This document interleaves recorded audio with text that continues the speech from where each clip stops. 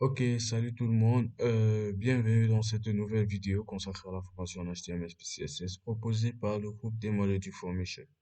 Alors aujourd'hui, nous allons aborder la notion de couleur et du fond en HTML. Nous allons voir comment modifier la couleur d'un texte et aussi le fond, c'est-à-dire l'arrière-plan, mettre une image, une couleur fixe, un panel d'images, bref, beaucoup de choses.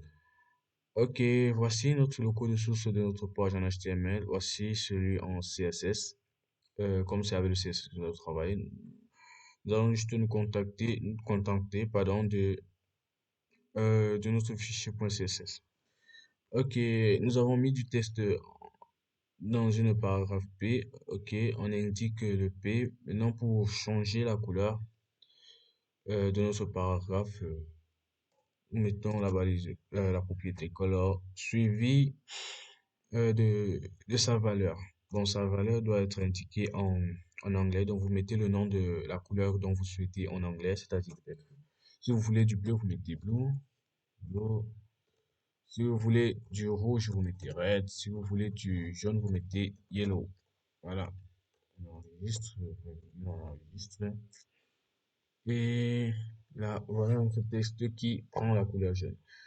Bon, je pense que je l'avais mentionné dans la vidéo précédente, mais bon, la répétition est la mère des études, comme on le dit souvent.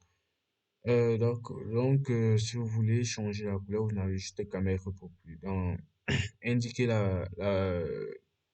indiquer la zone dont vous souhaitez changer la couleur du texte. Comme le texte est dans les paragraphes, on met P, on met les crochets, texte align, justify, color, yellow. Bon, là, c'est déjà bon. Ok, bon, cette partie-ci, c'est pas la plus intéressante. Pour moi, la plus intéressante, c'est le fond. C'est-à-dire, nous allons manipuler un peu le fond, lui attribuer une couleur, des images, ainsi de suite. Ok, déjà, pour attribuer une couleur à notre arrière-plan, on utilise la propriété background color, suivi du nom de la couleur, toujours en anglais. Donc, ça fonctionne par le même principe que color, mais là, c'est background color et c'est ainsi. Donc, blue pour bleu, red pour rouge, jaune pour yellow, ainsi de suite. Je vais mettre blue, on enregistre et voilà notre arrière-plan après la couleur bleue. Voilà. Donc la couleur de l'arrière-plan doit être définie pour la balise body. Voilà, ou bien HTML, ouais, ça va si vous mettez par exemple background color dans P, ça ne marchera pas. C'est juste le paragraphe qui aura un arrière-plan bleu, pas toute notre page web. Donc là, vous avez blue, red, pour le rouge, et ainsi de suite. Bon, il peut y arriver que vous voulez avoir une couleur plus précise. Par exemple, lorsque je dis bleu, ça ne me donne pas toutes les variétés de bleu, ça me donne juste un bleu sec. Si par exemple je voudrais avoir un bleu ciel, un bleu pas totalement bleu, si je peux le dire ainsi, on utilise pour la précision la RGB. Donc oui, la propriété, on peut dire ainsi, ou bien l'attribut RGB qui permet de donner une valeur plus précise de la couleur. Donc RGB qui veut dire red, green, blue, ou bien en français rouge, vert, bleu, donne une couleur plus précise. Par exemple, là, nous avons notre bleu.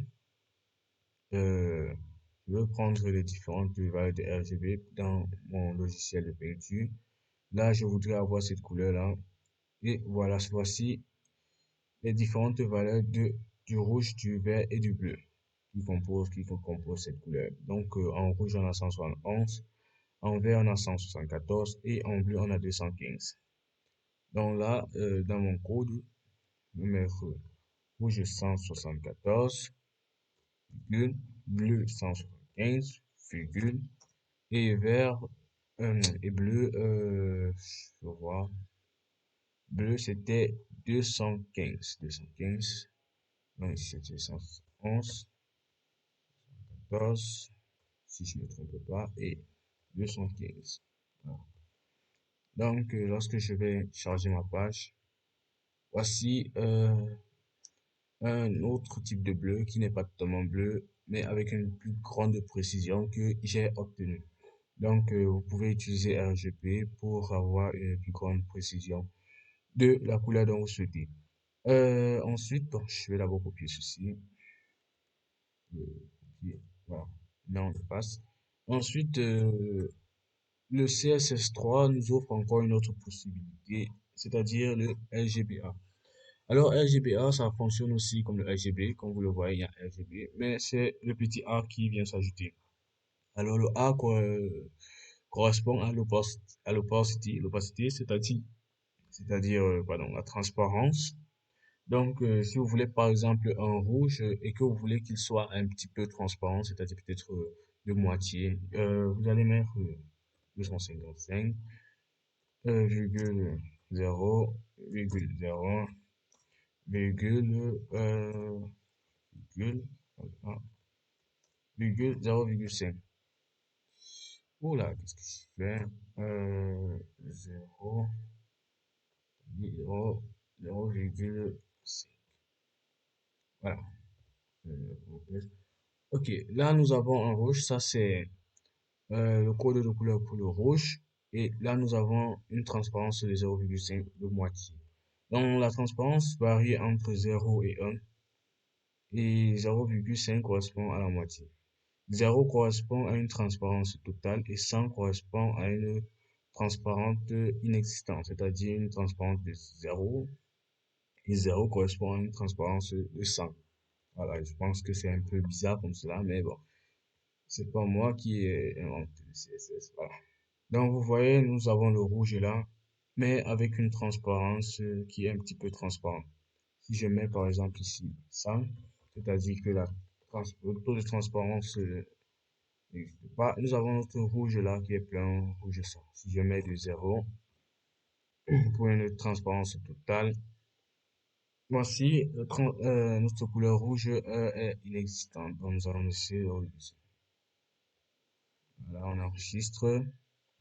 C'est un petit peu mieux comme ceci. Voilà. Ok, ensuite, bon, nous avons fini avec la propriété background color. Nous allons aller avec la propriété background image. Alors, background image, background image. Alors, la propriété background image nous donne beaucoup de possibilités.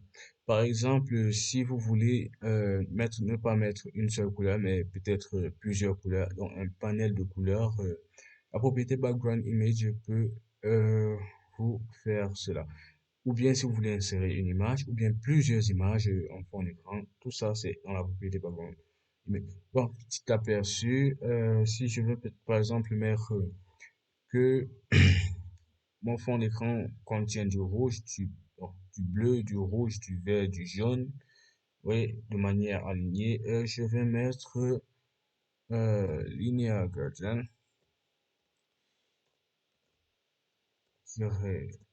gradient, entre parenthèses, je vais mettre red pour le rouge. Non, je commence par le bleu. Le bleu, après green, après red et après yellow. Voilà. Là, c'est notre panel de couleurs. Donc, une partie sera composée du bleu, l'autre du vert, l'autre du rouge, l'autre du jaune. Si j'enregistre, on essaie. Voilà. Donc, nous avons notre bleu, vert, rouge, jaune. Et ça se répète. Bleu, vert, rouge, jaune, bleu, vert, rouge, jaune. Voilà. Donc, c'est un petit peu ça. Maintenant, vous avez vu, ça quitte du haut vers le bas. Vous pouvez indiquer que ça quitte plutôt de la gauche vers la droite. Pour cela, vous allez mettre au niveau d'ici, vous mettez tout line. Voilà, tout line pour dire que ça quitte d'ici jusqu'à ce côté-ci, jusqu'à la droite. Voilà. Donc, si j'enregistre, là, vous avez vu, ça a pris une nouvelle forme euh, qui est je pense, plus attirante. Vous pouvez mettre tout left ou le contraire. Vous pouvez mettre tout top, tout bottom, ainsi de suite. Donc, pour left, ici, voilà ça. Là, maintenant, ça qui plutôt dans le sens inverse. Et si vous voulez, par exemple, mettre hmm, bon, je pense qu'on va juste laisser comme ceci. Alors, nous allons essayer de faire quelque chose de un petit peu amusant. Nous allons réaliser, nous allons mettre une partie en vert, une autre partie en rouge, l'autre partie en jaune. Donc, nous allons d'abord mettre right, voilà, suivi de première couleur vert, le green, deuxième couleur red, troisième couleur yellow. Voilà. Donc là, si j'enregistre. Et là, nous avons le vert, rouge et jaune. Voilà, je pense que c'est très, très, très joli. Ok, vous connaissez, vous amusez avec le panel de couleurs. Ok, bon, là c'est cool. Maintenant, nous allons voir l'insertion des images. Pour insérer des images, c'est toujours dans la propriété background image, suivi de URL qui permet d'indiquer l'emplacement de l'image dont vous souhaitez insérer, suivi d'un guillemet simple dans lequel vous allez mettre le nom, bon, le chemin d'accès de votre image. Bon, là, nous allons rentrer dans notre dossier. Voilà, ça c'est notre dossier comme couleur et fond. Et nos images se contiennent dans un sous-dossier image. Voilà. Donc, dans le sous-dossier image, nous avons notre image qui s'appelle image. Alors, pour aller chercher notre image, ça se comporte comme les liens. Donc, c'est le même principe qu'un lien. Nous allons mettre image pour dire que notre image se trouve dans le dossier lien, dans le dossier image, pardon, suivi du nom image. Point PNG. Voilà. Ok, lorsqu'on teste, voilà, voilà, voici notre image qui est là en arrière-plan. Donc, pour le rappel, voilà, voici notre image qui est là, et c'est venu en arrière-plan. D'accord. Il peut arriver que vous ne voudrez pas peut-être que votre image se répète. Parce que là, par défaut, ça se répète, comme vous l'avez vu. Carré, carré, carré, carré, ça se répète. Et ça couvre tout notre fond. Vous ne voulez pas, par exemple, que ça prenne tout le fond. Vous allez utiliser la propriété background repeat. Voilà, background repeat. Vous allez mettre no repeat pour dire que notre arrière-plan elle se répète pas. Voilà. Donc, voici l'image qui se prend, elle ne va pas se répéter, contrairement à la valeur par défaut. Donc, vous pouvez mettre no repeat, vous pouvez mettre repeat x pour dire que ça se répète seulement selon l'axe des abscisses, c'est-à-dire comme ceci, de la gauche vers la droite, voilà. Ou bien vous pouvez mettre repeat y pour dire que ça se répète du haut vers le bas. Voilà. Bon, ça. Voici. Donc, nous, on va mettre la valeur par défaut. Ou bien, vous pouvez aussi mettre repeat. Mais par défaut, ça prend directement la valeur repeat. Donc, là, c'est ici. Donc, il peut arriver que vous voulez, pardon, insérer plusieurs images. Donc, vous ne voulez pas insérer une seule image. Vous voulez insérer plusieurs images. Donc, pour insérer plusieurs images, vous mettez d'abord URL, lien vers la première image, virgule. Vous ajoutez encore URL, parenthèse, guillemets simple, lien vers la deuxième image, c'est-à-dire img bar img2.png. Voilà. Ok, vous mettez à background repeat. Maintenant, lorsque vous voulez identifier pour chacune des images, peut-être vous voulez que la première image soit répétée, la deuxième soit pas répétée. Vous mettez première repeat Et deuxième, no repeat. No repeat, no repeat, repeat, voilà. Pour dire que la première image soit répétée et la deuxième ne soit pas répétée. Bon là, ça ne va pas bien se voir. Je vais d'abord positionner mes deux images. Parce que si ce qu'on enregistre, voilà, j'enlève d'abord ceci. Voilà, là, là, là. C'est que j'enlève plutôt ceci. Voilà. Lorsque j'enregistre, vous n'allez rien voir parce que l'image, la deuxième image est contenue derrière la première image. Donc, par exemple, si je mets ici background, background, repeat, je mets ici no repeat et no repeat. Voilà, on enregistre. Ok, vous n'allez pas voir parce que la deuxième, comme je l'ai dit tantôt, la seconde image est contenue derrière la première image. Alors, pour cela, si vous voulez qu'il puisse être vu, vous allez utiliser la propriété background position. Donc, c'est avec background position, background, background position, voilà.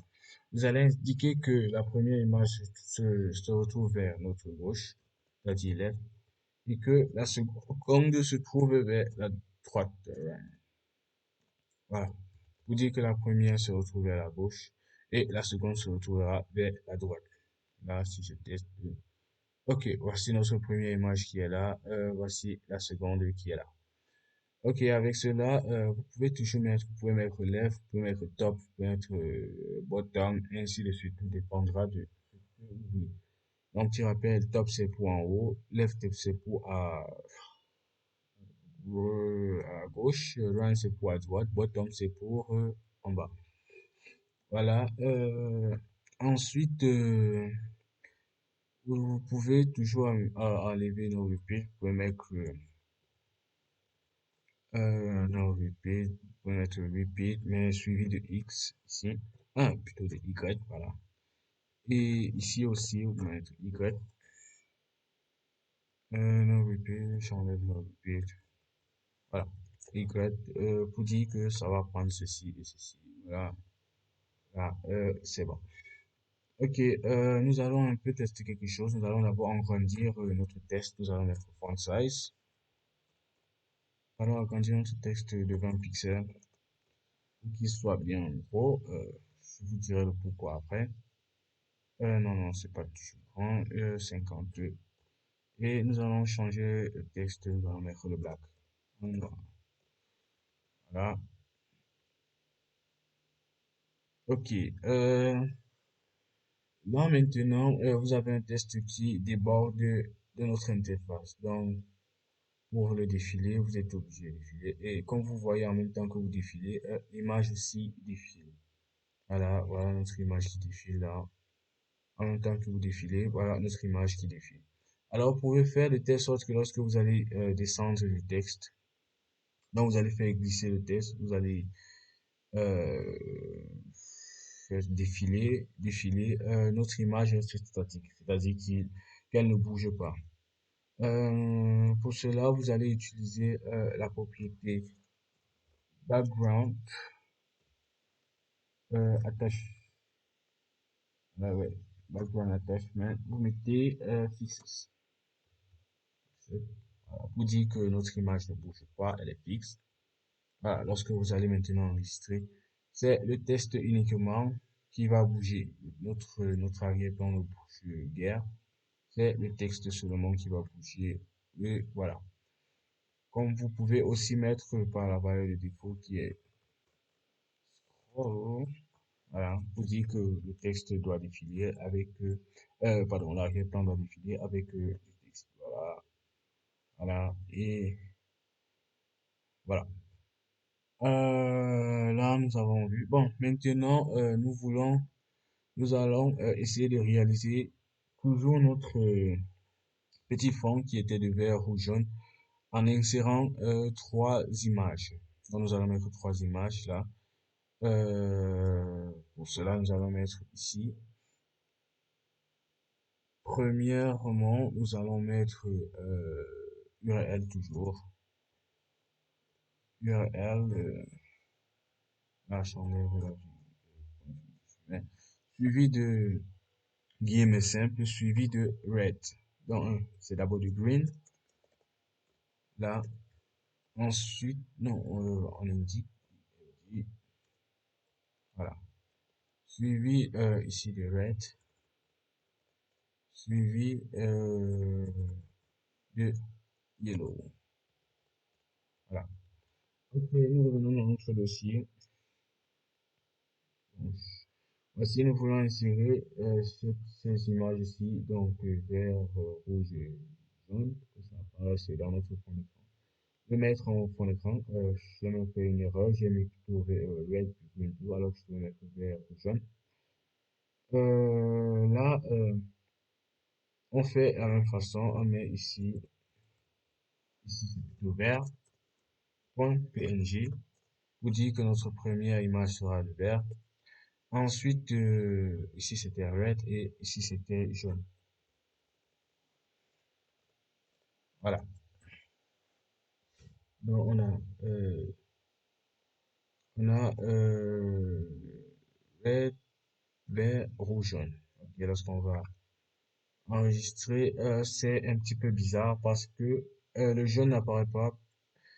C'est normal parce que on n'a pas indiqué, bon, on n'a pas indiqué la position du jaune. Bon, on a dit que le vert sera ici, le rouge sera ici, ainsi de suite. Donc là, on a mis l'image vert et à gauche. Ensuite, nous allons mettre que le rouge soit au centre, center, voilà, virgule, et que l'autre euh, soit ici, voilà, c'est-à-dire à gauche, à droite, pardon. Non, voilà, on a notre vert, on a notre rouge et on a notre jaune. Maintenant, vous pouvez définir le pourcentage va prendre votre image à l'écran. Vous pouvez mettre ici, par exemple, on va dire 30%, que le rouge prend 30% de la position de l'image, l'autre prend 40%,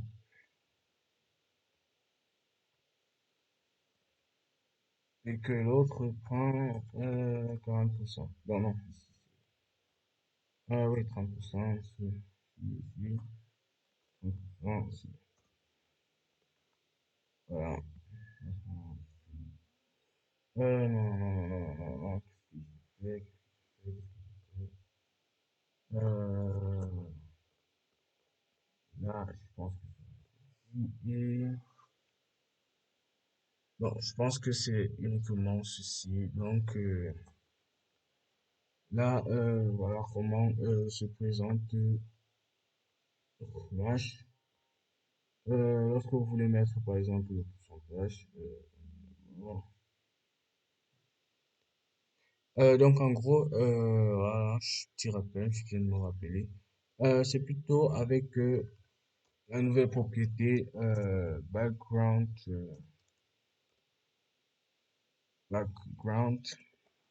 size. Voilà, pour dire les dimensions. Que va prendre notre première image, deuxième image et troisième image. Pour la première, on va indiquer qu'elle prend 30% de l'image, la deuxième 40%, voilà, et la troisième toujours 30%. Et là, on enregistre, on met là. Voilà, là, nous avons notre vert qui est à 30% de l'image, rouge est là et jaune là. Voilà, on peut défiler et ça ne bouge pas. Ouais. Donc, en gros, voici en ce qui concerne le